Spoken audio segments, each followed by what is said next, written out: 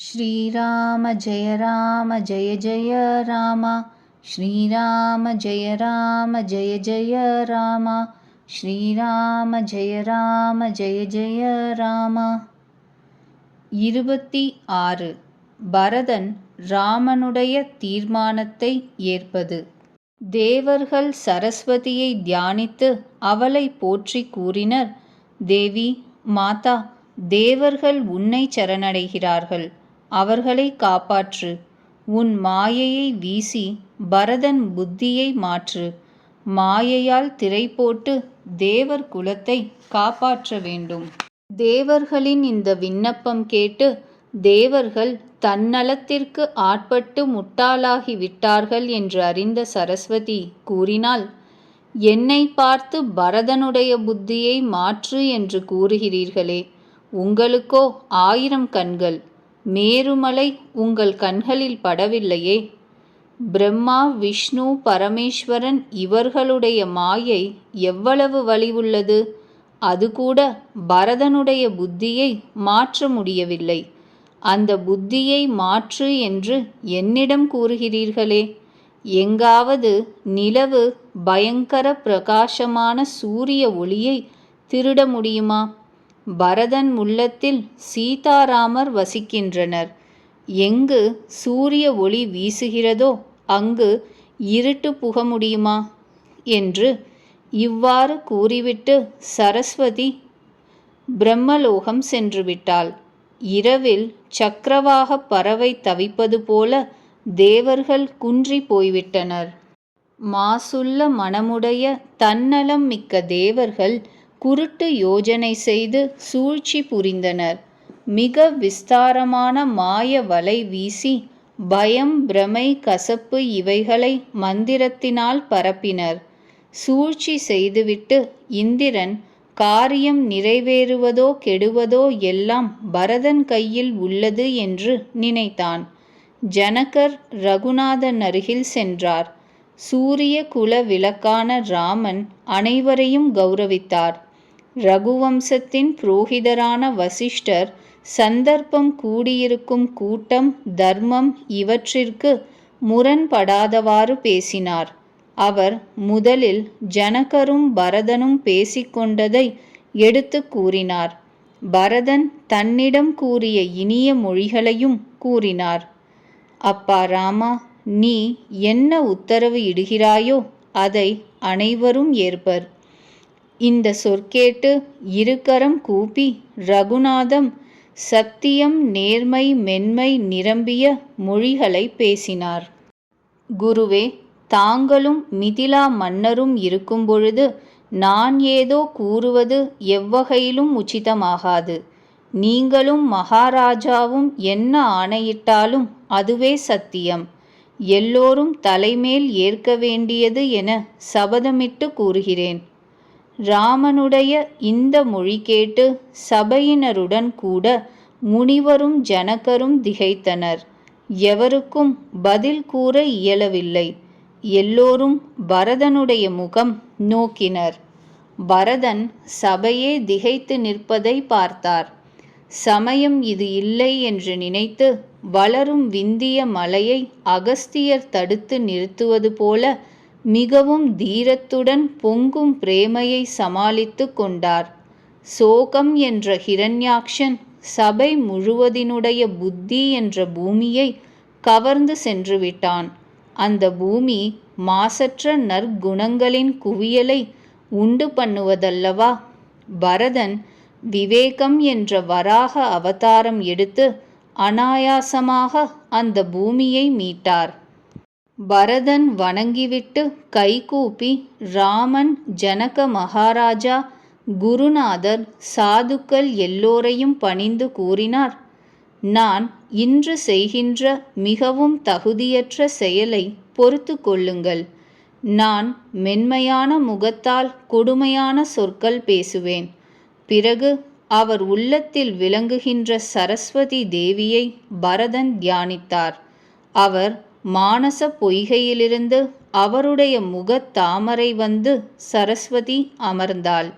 அந்த தாமரை மீது மாசற்ற விவேகம், தர்மம், நீதி இவை கனிந்த பரதனுடைய சொல் ஒரு அன்னப்பேடை. விவேகம் நிறைந்த கண்களால் கூட்டம் அனைத்தும் பிரேமையில் கலங்கி இருப்பதை கவனித்து எல்லோருக்கும் நமஸ்காரம் செய்து சீதா ராமர்களை மனதில் தியானித்து பரதன் பேசத் துவங்கினார். பிரபோ, ஸ்ரீராமா, தாங்கள் எனக்கு தந்தை, தாய், நண்பன், குருநாதர், எஜமான். நான் பூஜிக்கும் தெய்வமும் நீங்களே. என் பெரு நன்மையை கோருபவர், உள்ளத்தை ஆள்பவர், நேர்மை உள்ளம் படைத்தவர், சிறந்த எஜமான், நற்பண்பின் கிடங்கு, சரணடைந்தவரை காப்பவர், எல்லாம் அறிந்தவர், மதிநுட்பம் படைத்தவர், திறன் மிக்கவர், புகழடைந்தவனுக்கு ஹிதம் செய்பவர், பண்புகளை ஆதரிப்பவர், கெட்ட குணங்களையும் பாபங்களையும் அகற்றுபவர், என் பெருமதிப்புக்கு உரியவரே, தாங்கள் போல பிரபு தாங்கள் ஒருவர்தான். பிரபுவுக்கு துரோகம் செய்வதில் எனக்கு ஈடானவன் நான்தான். நான் அறியாமை காரணமாக பிரபு தங்கள் சொற்களையும் தந்தையின் சொற்களையும் மீறி கூட்டத்தை கூட்டிக்கொண்டு இங்கே வந்துவிட்டேன். உலகில் நல்லது, கெட்டது, மேலானது, தாழ்ந்தது, அமுதம், தேவ பதவி, விஷம், மரணம் என்று எத்தனை காரணங்கள் இருந்தாலும் ராமனுடைய ஆணையை மீறலாம் என்று மனதால் கூட நினைக்க முடியாது. எவரும் இதை கேட்டிருக்கவும் மாட்டார், பார்த்திருக்கவும் மாட்டார். நான் இப்படி செய்தது முரட்டுத்தனம்தான். பிரபு, தாங்கள் இவற்றை கூட அன்பு, சேவை என்று ஏற்கிறீர்கள். ஐயா, தாங்கள் கருணையிலும் பெரும் தன்மையாலும் எனக்கு நன்மை செய்துவிட்டீர்கள். அதனால் என் தவறு அலங்காரமாகிவிட்டது. நாற்புறமும் என் புகழ் பரவுகிறது. தங்கள் வழி, இனிமையான இயல்பு இவற்றின் பெருமைதான் உலகில் பிரசித்தம். வேதங்கள், சாஸ்திரங்கள் பாடுகின்றன. எவன் கொடியவனோ, கோணல் கெடுமதி படைத்தவனோ, தீயவனோ, மாசுள்ளவனோ, நீச்சனோ, பண்பற்றவனோ, அச்சமின்றி கடவுள் இல்லை என்று கூறுபவனோ, அவர்களை கூட தம் திருவடி அருகில் வந்துவிட்டார்கள் என்று அறிந்தாலும் அவர்கள் ஒரே தடவை வணங்கினாலும் தன்னுடையவனாக்கிக் கொள்கிறீர்கள். அவர்களின் குற்றங்களை கண்டும் கூட உள்ளத்தில் கணிப்பதில்லை. அவர்களுடைய நற்புகழை கேட்டு சத்சங்கத்தில் எடுத்து கூறுவீர்கள். இவ்விதம் அடியாரிடம் அருள்பாலிக்கும் எஜமான் வேறு யார்? தாங்களோ அடியாருக்கு எது வேண்டுமோ அத்தனையும் சேர்த்து கொடுப்பீர்கள். கனவில் கூட தான் செய்ததாக நினைத்து கொள்ளாமல் சேவகனே மீட்கும்படி அவனுடைய கவலையில் தன் மனதில் ஏற்றுக்கொள்ளுங்கள். நான் இரு கைகளையும் தூக்கி பணயம் வைத்து கூறுகிறேன், இப்படிப்பட்ட எஜமான் தாங்கள் தவிர வேறு எவரும் இல்லை. குரங்கு நாட்டியமாடலாம், கிளி பாடம் படிக்கலாம். கிளியின் அந்த திறமையும் குரங்கின் ஆட்டமும் கற்பித்தவனையும் ஆடச் செய்தவனையும் சார்ந்தனதானே. இவ்விதம் தம்முடைய அடியார்களின் செயல்களை திருத்தி பணி கொண்டு கௌரவப்படுத்தி அவர்களை சாதுக்களின் சிறந்தவனாக ஆக்குகிறீர்கள். கிருபையுள்ள தாங்களைத் தவிர வேறு யார் தனக்கு வரும் பிருதுகளை தன் நடத்தையால் பொருள் உள்ளதாக ஆக்கிக் கொள்கிறார்கள்? நான் சோகத்தினாலோ பிரேமையினாலோ சிறுபிள்ளைத்தனத்தினாலோ தங்கள் ஆணையை இடதுபுறம் தள்ளிவிட்டு வந்துவிட்டேன். ஆயினும் கிருபாலுவான தாங்கள் தன் நிலையில் நின்று எல்லா விதங்களிலும் எனக்கு நன்மையே நினைக்கிறீர்கள். நான் உயரிய மங்களங்களுக்கு வேறான தங்கள் திருவடிகளை தரிசித்து விட்டேன். தாங்கள் இயல்பாகவே எனக்கு அனுகூலமாகவே இருக்கிறீர்கள் என்பதையும் அறிந்து கொண்டு விட்டேன். இவ்வளவு சிறந்த சபையில் நான் பெரும் தவறு இழைத்துவிட்ட பிறகும் கூட சுவாமிக்கு என்பால் எவ்வளவு பரிவு உள்ளது என்பதை கண்டேன். இதுவே என் பாக்கியம் என கருதுகிறேன். கருணை கருவூலமான பிரபு என்பால் முழுமையாக நிறைய கருணையும் அருளையும் மிகவும் அதிகமாகவே செய்திருக்கிறீர்கள். பெரு மதிப்புக்கு உரியவரே, நீங்கள் என்னிடம் அன்பு காட்டியிருப்பது தங்களுடைய நற்பண்பினாலும் இயல்பினாலும் தான், என் தகுதியினால் அல்ல. சுவாமி, நான் தங்களிடமும் சபையிலும் சங்கோஜத்தை விட்டு, அது பணிவின்மையோ பணிவோ என் விருப்பப்படி பேசி முரட்டுத்தனம் காட்டிவிட்டேன். தேவா, என்னுடைய வேதனையை உணர்ந்து என்னை பொறுத்து கொள்ளுங்கள். பிரதி உபகாரம் எதிர்பாராமல் நன்மை செய்கின்ற நண்பரும் அறிஞருமான சிறந்த எஜமானரிடம் அதிகம் பேசுவது பெரிய தவறு. ஆகவே எனக்கு ஆணையிடுங்கள், என்னுடைய காரியங்களைச் சீராக்குங்கள். பிரபுவின் திருவடி தாமரைகளின் தூசிதான் உண்மையான புண்ணியங்களுக்கும் சுகங்களுக்கும் சோபை அளிக்கின்ற எல்லை. அந்த தூசியை சார்ந்து நின்று நான் என் உள்ளத்தில் விழித்திருக்கும் பொழுதும் தூங்கும் பொழுதும் கனவு காணும் பொழுதும் உள்ள விருப்பத்தை கூறிவிடுகிறேன். கபடு, சூது, தன்னலம், 4 வித தேவைகள் இவற்றை துறந்து இயல்பான அன்புடன் பிரபுவிற்கு பணிவிடை செய்வதே இந்த விருப்பம். ஆணையை ஏற்பதற்கு ஈடானதோ சிறந்ததோ பிரபுவுக்கு சேவை வேறொன்றும் இல்லை. ஆகவே அந்த ஆணை என்ற பிரசாதம் எனக்கு நீங்கள் இப்பொழுது அருள வேண்டும். பரதன் இவ்விதம் கூறிவிட்டு பிரேமையின் மிகுதியால் தன்வசம் இழந்தார். உடல் புல்லரித்தது, கண்களில் நீர் நிறைந்தது. நெகிழ்ந்து அவர் பிரபுவின் திருவடி தாமரைகளில் வீழ்ந்தார். அந்த நேரத்து அவருடைய பக்தியை வர்ணித்து மாளாது. கருணை கடலான ராமன் இனிய மொழிகளால் பரதனை பாராட்டி கைகளை பிடித்து தன் பக்கத்தில் அமர்த்தி கொண்டார். பரதனுடைய விண்ணப்பம் கேட்டு அவருடைய ஸ்வபாவம் கண்டு சபையோர் அனைவரும் ரகுநாதனும் கூட அன்பினால் நெகிழ்ந்தனர். ரகுநாதன், சாதுக்கள் கூட்டம், வசிஷ்ட முனிவர், ஜனகர் அனைவரும் பிரேமையினால் தழுதழுத்தனர்.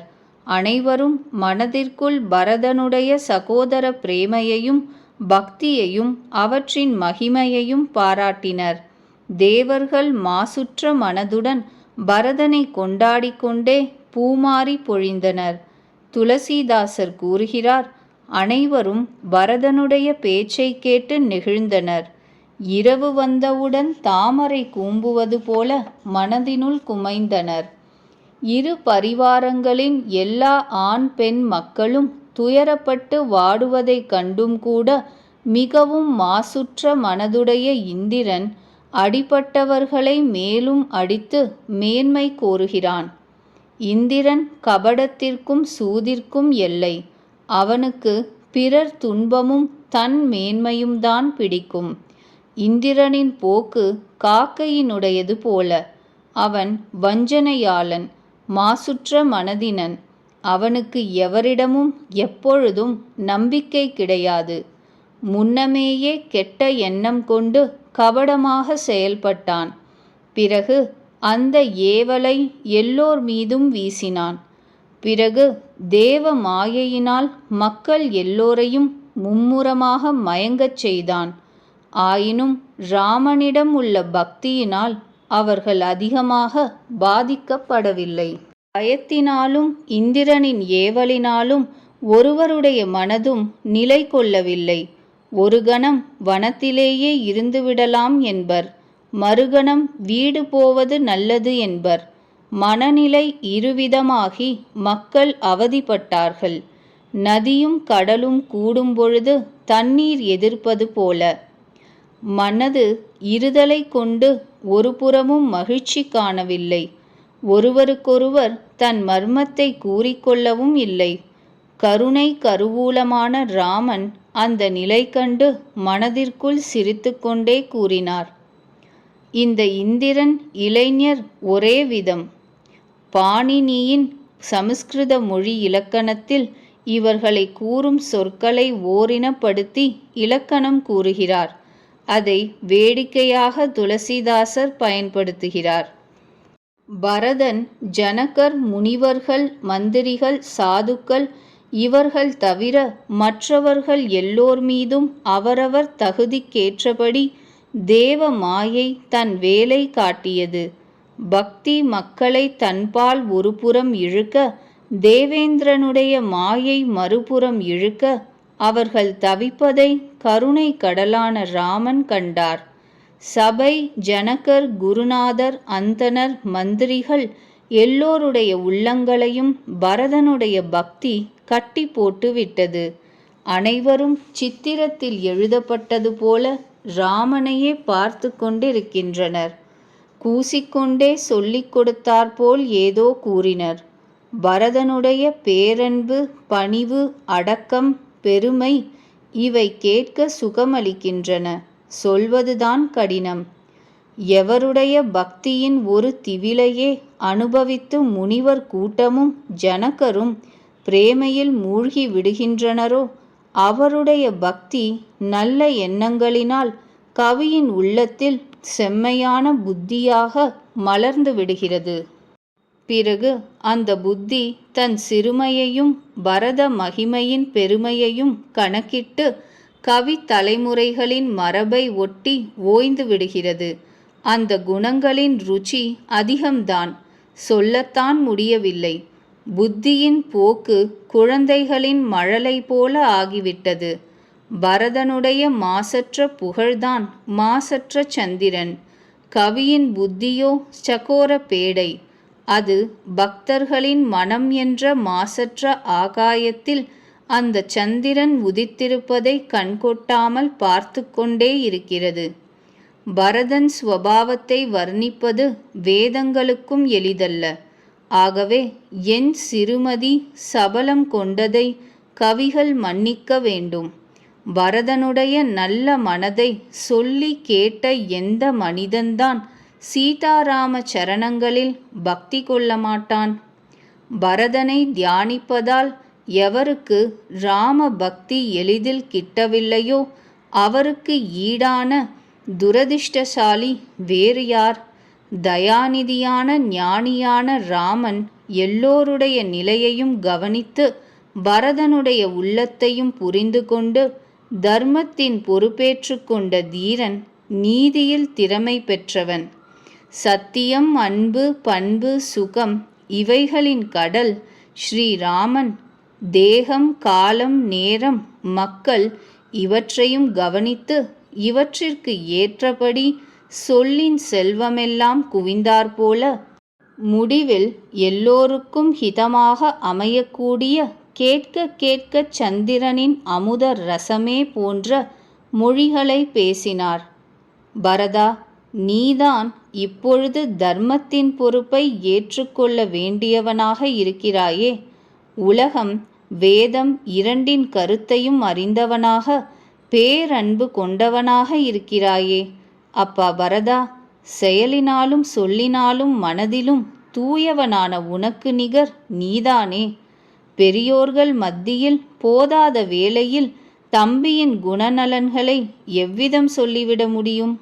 அப்பா பரதா, நீ சூரிய குலத்தின் நடைமுறை உண்மையாக சூளுரைத்த தந்தையின் புகழ், பிரேமை, தற்சமய நிலை, மக்கள் பெரியோர்களின் மரபு, ஒதுங்கி உள்ளவர்கள் நண்பர்கள் பகைவர்களின் மனப்பாங்கு இவையெல்லாம் நன்கு அறிவாயே. உனக்கு எல்லோருடைய கடமைகளும் தனக்கும் எனக்கும் எது மிகவும் ஹிதம் செய்யக்கூடிய தர்மம் என்பது நன்றாக தெரியுமே. எனக்கு உன்னிடம் பூரணமாக இந்த நம்பிக்கை எல்லா விதங்களிலும் உள்ளதப்பா. ஆயினும் சந்தர்ப்பம் கருதி கொஞ்சம் கூறுகிறேன். அப்பா பரதா, தந்தை இல்லாத நிலையில் நம்முடைய விஷயங்களை குருநாதர் குழு கருணையோடு கவனிக்கிறது. இன்றேல் நம்மை சார்ந்த மக்கள், குடும்பத்தினர், பரிவாரங்கள் எல்லாம் கெட்டழிந்துவிடும். நேரத்திற்கு முன்னால் சூரியன் அஸ்தமித்துவிட்டால் உலகில் யாருக்குத்தான் கஷ்டம் ஏற்படாது கூறு? அப்பா பரதா, அவ்விதமான திடீர் அவகேட்டை விதி நமக்கு விதைத்து விட்டது. தகப்பனார் இறந்து விட்டார். நல்ல வேளையாக முனிவரும் மிதிலை மன்னரும் எல்லோரையும் கரையேற்றியுள்ளனர்.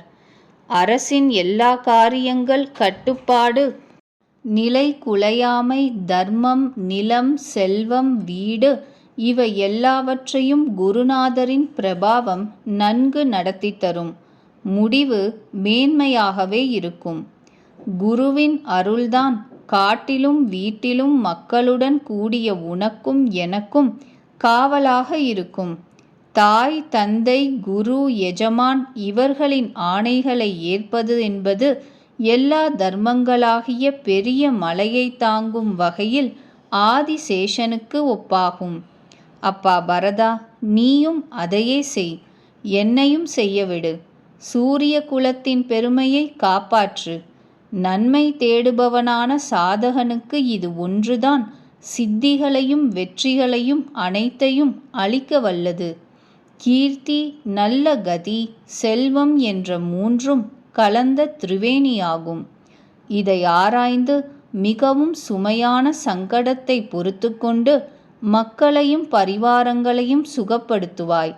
தம்பி பரதா, என் விபத்தை எல்லோரும் பங்கு போட்டு கொண்டு விட்டார்கள். அதிலும் உனக்கு 14 ஆண்டுகள் மிகுந்த சிரமம்தான். உனது மேன்மை அறிந்தும் கூட நான் கொடுமையை நாம் பிரிந்திருக்க வேண்டும் என்று கூறுகிறேன். அப்பா பரதா, கெட்ட காலம் இது. நான் இப்படி கூற வேண்டியது தவிர்க்க முடியாதது. கெட்ட வேளையில் நல்ல தம்பிகள்தான் துணை வருவார்கள். இடி தாக்குவதை கூட கையால் தடுத்து விடுவார்கள். சேவை புரிபவன் கை போலும் கால் போலும் கண் போலும் இருக்க வேண்டும். எஜமான் முகம் போல் இருக்க வேண்டும். துளசிதாசர் கூறுகிறார், பணியாளனுக்கும் எஜமானுக்கும் உள்ள இவ்வித அன்பின் பழக்கத்தை கேட்டு நல்ல கவிகள் அதை கொண்டாடுவார்கள். அனைவரும் ரகுநாதனின் இந்த பேச்சை கேட்டனர். அது பிரேமை என்ற கடலில் கடைந்து எடுக்கப்பட்ட அமுதம் போல இருந்தது. அவை முழுவதும் தளர்ந்து தகர்ந்து போயிற்று. அனைவரும் பிரேமையில் மனம் குளிர்ந்தனர். இந்த நிலை கண்டு சரஸ்வதி மௌனமாக இருந்து உதவி செய்தாள். எவரையும் பேசவிடவில்லை. பரதனுக்கோ பரம சந்தோஷம். சுவாமி அனுகூலமானவுடன் அவருடைய கஷ்டம் குற்றங்கள் எல்லாம் முகத்தை திருப்பிக் கொண்டன, ஓடிவிட்டன. அவர் முகம் தெளிவு பெற்றது. மனதின் கலக்கம் தீர்ந்தது. ஊமையனுக்கு சரஸ்வதி அருள் கிடைத்தது போல இருந்தது. அவர் மறுபடியும் பிரேமையுடன் வணங்கினார். தாமரை கைகளை குவித்து பரதன் கூறினார், ஐயா, எனக்கு தங்களுடன் ஒத்துப்போகின்ற சுகம் கிடைத்துவிட்டது. உலகில் பிறவி பயன் பெற்றுவிட்டேன். இரக்கமுள்ளவரே, எனக்கு என்ன ஆணையிடுகிறீர்களோ அதை சிரமேல் தாங்கி ஆர்வத்துடன் நிறைவேற்றுவேன். ஆனால் எனக்கு ஏதாவது நான் சார்ந்து நிற்கக்கூடிய பிடிமானம் தாருங்கள். அதை அண்டி நின்று நான் கெடுவை தாண்டி விடுகிறேன். தேவதேவா, ஸ்ரீராமா, தங்களுக்கு அபிஷேகம் செய்விப்பதற்காக குருவின் ஆணை பெற்று நான் எல்லா புண்ணிய தீர்த்தங்களிலிருந்து புனித நீர் எடுத்து வந்திருக்கிறேன். அவற்றை என்ன செய்வது? ஆணையிடுங்கள். எனக்கு மனதில் இன்னும் ஒரு பெரிய ஆசை உள்ளது. பயத்தினாலும் சங்கோஜத்தினாலும் அதை வெளியிட முடியவில்லை. இதை கேட்டு ஸ்ரீராமன் கூறினார், தம்பி பரதா, என்னப்பா அது? தெளிவாக கூறு. பிரபுவின் ஆணை பெற்று பரதன் பரிவுமிக்க இனிய மொழி பேசினார்.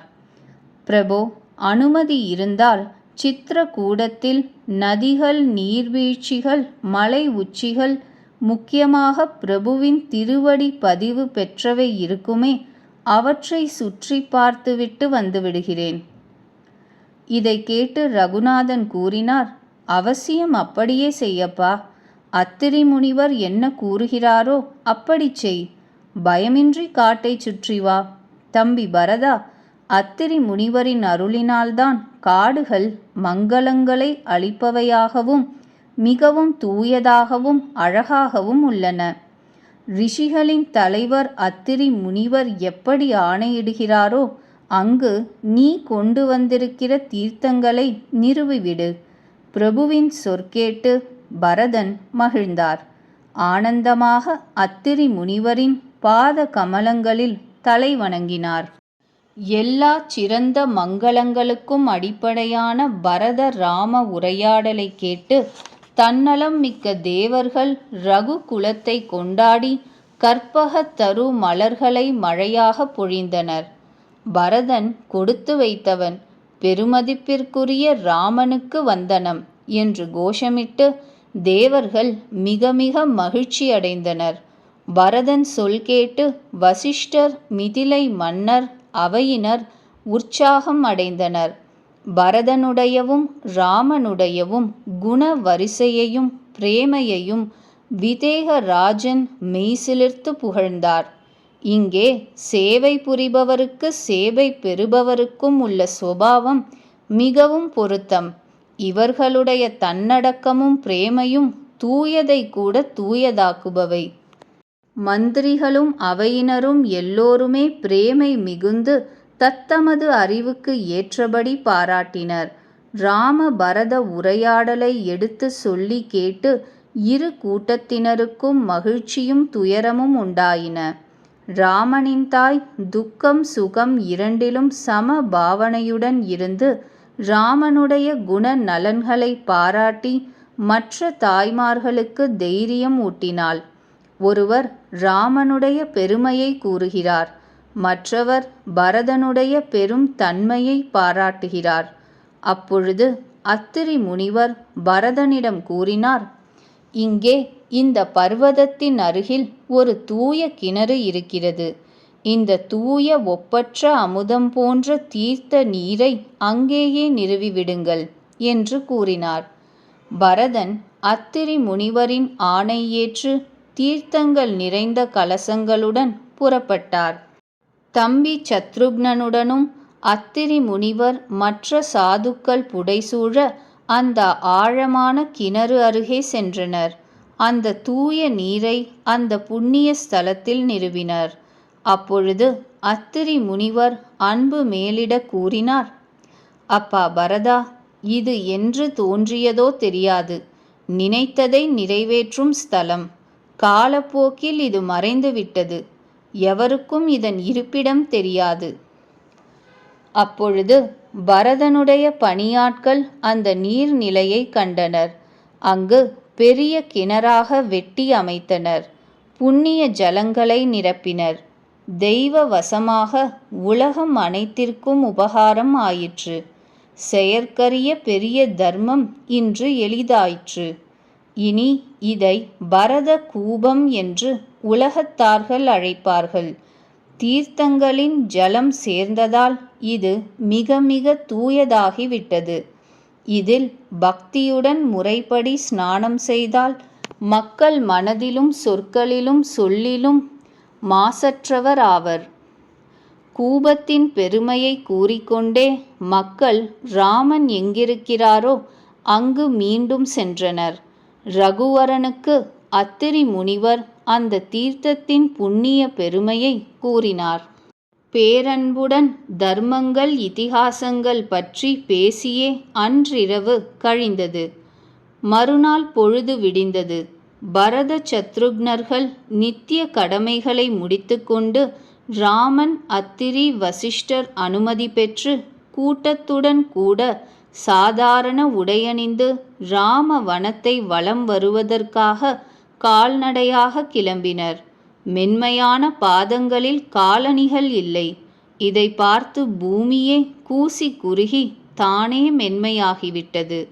தர்ப்பங்கள், முட்கள், புதர்கள், பள்ளங்கள் முதலிய கொடிய கெட்ட பொருட்களை மறைத்து பூமி அழகிய மிருதுவான பாதை அமைத்து கொடுத்தது. குளுமை, மென்மை, நறுமணம் முதலிய சுகங்களை ஏந்தி காற்று வீசியது. வழியில் தேவர்கள் பூமாரி பொழிந்தனர். மேகங்கள் நிழல் அளித்தன. மரங்கள் பூத்து குலுங்கின. புற்கள் மென்மையாயின. மிருகங்கள் பரிவுடன் பார்த்தன. பக்ஷிகள் இனிய குரல் கொடுத்தன. பரதன் ராமனுக்கு பிரியமானவன் என்று அறிந்து அவருக்கு சேவை புரிந்தன.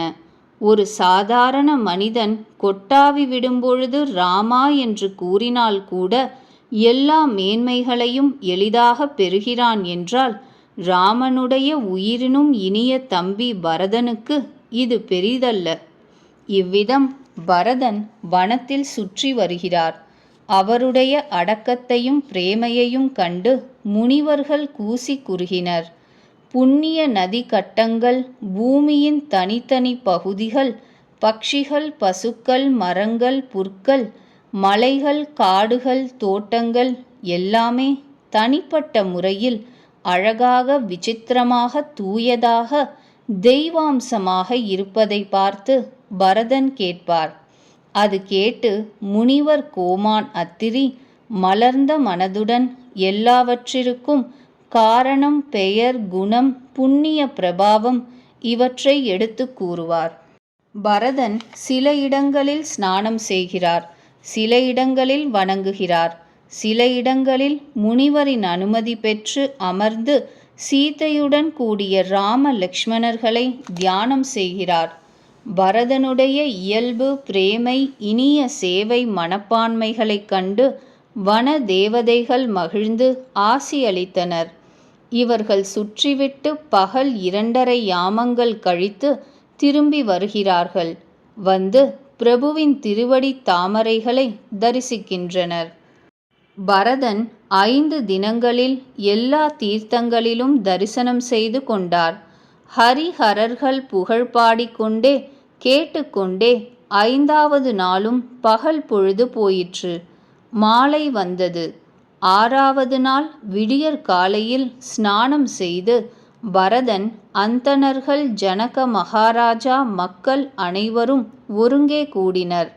இன்று விடையளிக்க நல்ல நாள் என்று மனதிற்குள் அறிந்தும் கூட கிருபாலுவான ராமன் சொல்வதற்கு சங்கோஜப்பட்டார்.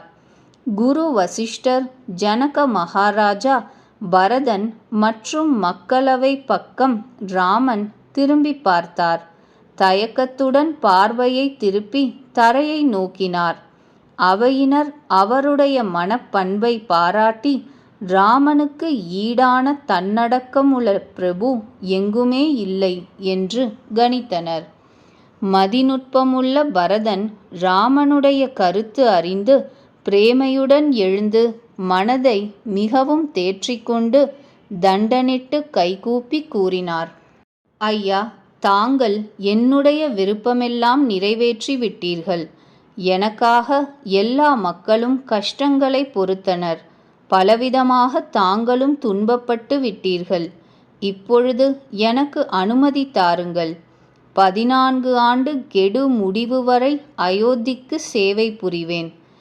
ஏழைக்கு இறங்குபவனே, எந்த உபாயத்தினால் இந்த தாசன் மறுபடியும் தங்கள் திருவடிகளை தரிசிப்பேனோ அப்படி கோசலபதியே, கருணை கடலே, ஸ்ரீராமா, எனக்கு கெடு முடிவு வரை என் கடமையாற்ற அறிவுரை கூறுங்கள். பெருமதிப்பிற்குரியவரே, தங்களுடைய பிரேமையினால் அயோத்தி மக்களும் குடும்பத்தினரும் எல்லோரும் தூயவர்களாகி ஆனந்த ரசம் அறிந்தவர்களாக உள்ளனர். தங்களுக்காக பிறப்பு இறப்பு என்ற தீ கொழுந்தில் எரிந்து போவது கூட நல்லதுதான். தாங்களின்றி பரமபதமே கிடைத்தாலும் வீண்தான். சுவாமி, நீங்கள் அறிஞர். எல்லோருடைய உள்ளங்களையும் இவனுடைய மனதின் அபிலாஷைகளையும் முயற்சிகளையும் நன்கு அறிந்தவர் நீங்கள் ஒருவரே. அடியாரை காப்பவரே ஸ்ரீராமா, ஒவ்வொருவரையும் காக்க வேண்டும். மக்கள் நான் என்ற இருதரப்பினரையும் முடிவு வரையும் ஒருங்கே நிர்வகிக்க வேண்டும். எனக்கு எல்லா வகைகளிலும் இவ்விதம் பெரிய பொறுப்பு உள்ளது. ஆராய்ந்து பார்த்தால் எல்லளவும் கவலைப்பட வேண்டிய அவசியமில்லை. என்னுடைய செயலற்ற தன்மை, சுவாமியின் பிரேமை இரண்டும் சேர்ந்து எனக்கு பலவந்தமாக துணிவை கொடுத்துவிட்டன. சுவாமி, இப்பெரும் தவறை நீக்கி தயக்கத்தை விட்டு தங்களை அண்டிய எனக்கு அறிவுரை கூறுங்கள். பாலையும் நீரையும் பிரிக்கின்ற திறமையுள்ள அன்னப்பறவையினுடையது போன்ற போக்கு உள்ள பரதனின் இந்த பணிவான பேச்சை கேட்டு அவரை அனைவரும் புகழ்ந்தனர். ஏழை பங்காளனும் மிகவும் சாதுரியம் உள்ளவருமான ஸ்ரீராமன் பரதனுடைய தாழ்மையும் கபடமற்றதுமான சொற்கேட்டு இடம் நேரம் இவற்றிற்கு தக்கவாறு கூறினார். அப்பா, நீ நான் பரிவாரம் வீடு காடு இவற்றின் நலம் பற்றிய கவலை குரு வசிஷ்டர் மகாராஜா ஜனகர் பேரில் உள்ளது. நமக்கு தலைமை தாங்குவதற்கு குரு முனிவர் மிதிலை மன்னர் இருக்கும் வரை எனக்கும் உனக்கும் ஒரு கஷ்டமும் கனவிலும் வராது. எனக்கும் உனக்கும் மிக உயர்ந்த மனித வாழ்வின் பயன் தன்னலம் தர்மம் புகழ் மோட்சம் இவை எல்லாமே நாம் இரு சகோதரரும் தந்தையின் ஆணையை நிறைவேற்றுவதில்தான் உள்ளது. தந்தை பெருமையை காப்பதுதான் சிறந்ததென உலகிலும் வேதங்களிலும் சிறந்ததென கூறப்படுகிறது. குரு தாய் தந்தை எஜமான் இவர்களின் அறிவுரையை கேட்டு நடப்பதாலேயே அது கெட்ட வழியில் போவதாக இருந்தாலும் சாக்கடையில் விழமாட்டோம். இப்படி ஆலோசித்து கவலை நீங்கி அயோத்தி சென்று கெடு முடியும் வரை அதை பரிபாலித்து வா. நாடு கஜானா குடும்பம் பரிவாரம் முதலியவற்றின் எல்லா பொறுப்பும் குருநாதருடைய சரண தூசியின் மேல் உள்ளது. நீயும் வசிஷ்ட முனிவர் தாய்மார்கள் மந்திரிகள் இவர்களுடைய அறிவுரையை மதித்து அதற்கு தக்கவாறு மக்களையும் தலைநகரையும் காப்பாற்றி கொண்டு இரு. துளசிதாசர் கூறுகிறார், முகம் போல முதல்வர் இருக்க வேண்டும். உண்பது அருந்துவது எல்லாமே அதுதான். விவேகத்துடன் எல்லா அவயவங்களையும் தக்கவாறு அது போஷித்து காக்கிறது. ராஜ தர்மத்தின் சாரம் இதுதான். மனோரதங்களை மனதில் அடக்க வேண்டும். ராமனின் தம்பி பரதனுக்கு பலவிதம் ராமன் அறிவுரை கூறினார். ஆயினும் ஏதாவது ஒரு பிடிமானம் கிடைக்காதவரை அவர் மனதில் சந்தோஷம் ஏற்படவில்லை, அமைதி இல்லை. ஒரு பக்கம் பரதன் மனப்பண்பு பிரேமை, மறுபுறம் பெரியோர்கள் மந்திரிகள் மக்களின் முன்னிலை, இரண்டையும் பார்க்க ரகுநாதன் மனம் தயக்கமுற்றது. பிரேமைக்கு வசப்பட்டு விட்டது. முடிவில் ராமன் கருணை கொண்டு பாதுகைகளை ஈந்தார். பரதன் ஆர்வத்துடன் அவற்றை தன் தலைமீது தாங்கினார். கருணையின் உறைவிடமான ராமனுடைய இரு பாதுகைகளும் மக்களின் உயிர் காக்கும் இரு பாராக்காரர்கள்தாமோ? பரதனுடைய பக்தி என்ற இரத்தினத்தின் பெட்டகங்களோ, ஜீவன மேன்மைக்குரிய சாதனங்களான ராம நாமத்தின் இரு அக்ஷரங்களோ என்னவோ? ரகு குலத்தை காப்பாற்றுகின்ற இரு கதவுகளோ, நல்ல காரியம் செய்ய கிடைத்த இரு கைகளோ, சேவை என்ற சிறந்த தர்மத்திற்கு வழிகாட்டும் இரு கண்களோ? பரதன் இந்த பிடிமானங்கள் கிடைத்ததனால் சீதா ராமர்களே கூட தன்னுடன் இருப்பது போல அமைதியுற்றார். பரதன் வணங்கி விடை கேட்டார். ராமன் அப்பொழுது அவரை மார்புற தழுவினார். கெடுமதி படைத்த இந்திரன் தகாத நேரத்தை பயன்படுத்தி மக்களின் மனதை மந்திரத்தினால் கலக்கினான். அந்த சூழ்ச்சியும் மக்களுக்கு ஹிதமாகவே அமைந்தது. கெடுவின் முடிவு என்ற ஆசை போல அதுவும் வாழ்வுக்கு உயிர் கொடுத்தது. அந்த மந்திரம் போடாவிடில் பிரிவு என்ற கொடிய நோயினால் மக்கள் மரித்தே விடுவார்கள். ராமனுடைய கிருபை எல்லோர் உளைச்சல்களையும் தீர்த்தது. கொள்ளையடிக்க வந்த தேவர் படையே நிம்மதி தருகின்ற நற்காப்பாளராகிவிட்டது. ராமன் தன்னுடைய இரு தோள்களிலும் பரதனை சாய்த்து கொண்டார். ராமனுடைய இந்த பிரேம ரசத்தை கூறி மாளாது. உடல் மனது சொற்கள் மூன்றிலும் பிரேமை பொங்கியது. தைரியத்தை திடமாக தாங்கிய ரகுநாதன் தைரியம் இழந்தார். அவருடைய கமல கண்கள் கண்ணீர் சொரிகின்றன. இதை பார்த்து தேவர்கள் கூட்டமும் துயரமடைந்தது. எவர்கள் தமது உள்ளங்களை ஞானம் என்கின்ற நெருப்பில் காய்ச்சிய தங்கம் போல வைத்திருந்தனரோ, எவர்களை பிரம்மதேவனே எதிலும் ஒட்டாதவர்களாக படைத்திருந்தாரோ, எவர்கள் உலகமாகிய தண்ணீரில் தாமரை இலை போல ஒட்டாதவர்களாகவே பிறந்தனரோ, அத்தகைய முனிவர்கள், குரு வசிஷ்டர், ஜனகர் போன்ற தீரர்கள் கூட ராமனுடையவும் பரதனுடையவும் ஒப்பற்ற எல்லையற்ற பிரேமை கண்டு உடல் மனது சொற்களின் வைராகியம் விவேகம் மழுங்கி பிரேமையில் மூழ்கிவிட்டனர். ஜனகருடையவும் வசிஷ்டருடையவும் புத்தியின் செல்வாக்கு எங்கு மழுங்கிவிட்டதோ, அந்த தெய்வீக பிரேமையை உலகியல் மொழியில் கூறுவது பெரிய அபச்சாரம். ராமனுடையவும் பரதனுடையவும் பிரிவாற்றாமை வர்ணிக்கப்படுவதை கேட்டு மக்கள் கவிகளை கல்லினும் கடினமான உள்ளம் படைத்தவர் என நினைப்பார்கள். அந்த தன்னடக்கத்தின் ரசத்தை சொல்லி மாளாது. அதனால்தான் கவியின் இனிய மொழி அப்போதைய அவர்களுடைய பிரேமையை நினைத்து தயங்குகிறது. பரதனை அணுகி ராமன் அவருக்கு அறிவுரை கூறினார். பிறகு மகிழ்வுடன் சத்ருக்னனை மார்புறத் தழுவினார். பணியாட்களும் மந்திரிகளும் பரதன் குறிப்பு அறிந்து தத்தமது காரியங்களில் ஈடுபட்டனர். இது கேட்டு இரு கூட்டத்திலும் கொடிய துயரம் பரவியது. அவர்களும் கிளம்ப ஏற்பாடு செய்தனர். பிரபுவின் திருவடிகளில் வணங்கி இரு சகோதரர்களும் ராமனுடைய ஆணையை சிரமேல் தாங்கி கிளம்பினர். முனிவர்கள் தபசிகள் வன தேவதைகளை மீண்டும் மீண்டும் போற்றி வணங்கினர். பிறகு அனைவரும் லக்ஷ்மணனை வரிசையாக அணுகி சீதா தேவியின் திருவடி தூசிகளை சிரமேல் ஏற்று எல்லா மங்களங்களும் தருகின்ற ஆசிகளை பிரேமையுடன் பெற்று கிளம்பினார்கள். தம்பியுடன் கூட ராமன் ஜனகருக்கு தலைவணங்கி அவரை பலவாறு பணிந்து பெருமைப்படுத்தி கூறினார். பெரியோரே, கிருபையின் காரணமாக தாங்கள் மிகவும் அவதிப்பட்டு விட்டீர்களே. பரிவாரங்களுடன் காட்டிற்கு வந்திருக்கிறீர்களே. இப்பொழுது எங்களுக்கு ஆசியளித்து தங்கள் நகரம் திரும்புங்கள். இதை கேட்டு ஜனக மகாராஜா மனம் தேறி கிளம்பினார்.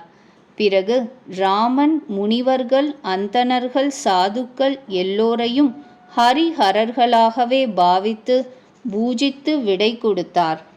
ராம லக்ஷ்மணர்களும் மாமியார் அருகே சென்று அவருடைய திருவடிகளை வணங்கி ஆசி பெற்று திரும்பினர். பிறகு விஸ்வாமித்ரர், வாமதேவர், ஜாபாலி முதலிய மகரிஷிகள் இங்கிதம் தெரிந்தவர்களான தமது குடும்பத்தினர், நகர மக்கள், மந்திரிகள் அனைவருக்கும் தம்பி லக்ஷ்மணனுடன் கூட ராமன் அவரவருக்கு தக்கபடி பணிவும் பிரேமையும் காட்டி விடை கொடுத்தார். கருணையின் உறைவிடமான ராமன் தாழ்ந்தவர், நடுத்தரமானவர்கள், பெரியோரான எல்லா ஆண் பெண்களையும் கௌரவித்து திருப்பி அனுப்பினார். பரதனின் தாய் கைகேயியின் திருவடிகளை வணங்கி ராமன் கபடமற்ற தூய அன்புடன் அணுகி அவளுடைய தயக்கம் கவலைகளை எல்லாம் விலக்கி பல்லக்கில் அமர்த்தி அவருக்கு விடை கொடுத்தார்.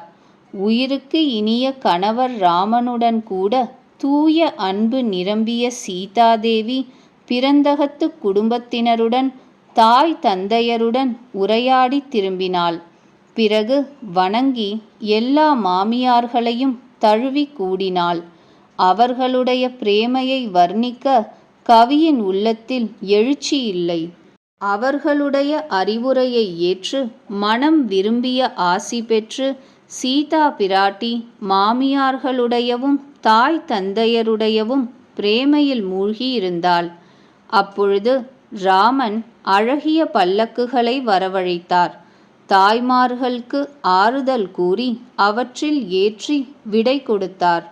இரு சகோதரர்களும் தாய்மார்களை ஒரே விதமான பிரேமையுடன் அணுகி மீண்டும் மீண்டும் அவர்களை ஆறுதல் கூறி வழி அனுப்பினர். பரதன் ஜனகர் பரிவார கூட்டம் குதிரை, யானை மற்றும் பல வாகனங்களில் ஏறி கிளம்பிற்று. சீதை லக்ஷ்மணர்களுடன் கூடிய ராமனை ஹிருதயத்தில் தாங்கி அனைவரும் தன்னிலை மறந்து சென்று கொண்டிருந்தனர். எருதுகள், குதிரைகள், யானை முதலிய மிருகங்களும் உள்ளத்தில் சோர்வுடன் தன் வசமிழந்து மனமின்றி போய்க் கொண்டிருந்தன. குரு வசிஷ்டர், அவருடைய மனைவி அருந்ததி இவர்களின் திருவடி வணங்கிவிட்டு சீதை, லக்ஷ்மணர் கூட ராமன் மகிழ்வு ஒருபுறம், துயரம் ஒருபுறம் கொண்டு பர்ணசாலை திரும்பினர். பிறகு குகனை கௌரவித்து விடை கொடுத்தார் மகாபிரபு. அவர் கிளம்பினது உண்மைதான். ஆனால் அவர் உள்ளத்தில் பிரிவின் கடும் துயரம் நிறைந்தது. பிறகு பிரபு ஸ்ரீராமன் குரவர், வேடர் முதலிய வனவாசிகளை திருப்பி அனுப்பினார். எல்லோருமே ஜெயகோஷம் செய்துவிட்டு திரும்பினர். பிறகு ராம, லக்ஷ்மண, சீதை மூவரும் ஆலமரத்தடியில் அமர்ந்து பிரிய மக்கள் பரிவாரங்களை பிரிந்து துயரத்தில் ஆழ்ந்தனர். பரதனுடைய அன்பு, ஸ்வபாவம், இனிய பேச்சு இவைகளை வர்ணித்து இனிய மனைவி சீதைக்கும் லக்ஷ்மணனுக்கும் எடுத்து கூறினார். ராமன் அன்புக்கு வசமாகி பரதனுடைய பேச்சு, மனது, செயல்களில் கண்ட ஈடுபாடு, நம்பிக்கைகளை தன் திருமுகத்தால் விளம்பினார். அப்பொழுது பக்ஷிகள், மிருகங்கள், நீர்வாழ் மீன்கள், சித்திர கூட்டத்து சராச்சரங்கள் அனைத்தும் மனம் உருகின. ரகுநாதனின் நிலை கண்டு தேவர்கள் பூமாரி பொழிந்து ஒவ்வொரு வீட்டிலும் படுகின்ற துயரத்தை கூறினர். பிரபு அவர்களை வணங்கி ஆறுதல் கூறினார். அவர்கள் மனம் தேர்ந்து சென்றனர். உள்ளத்தில் சிறிதும் பயமில்லை. வைராக்கியம் லக்ஷ்மணனாகவும், பக்தி சீதையாகவும், ஞானம் ஸ்ரீராமனாகவும் உருவெடுத்து வந்தாற்போல லக்ஷ்மணன், சீதை, ராமர்கள் பர்ணசாலையில் மங்களமாக விளங்கினர்.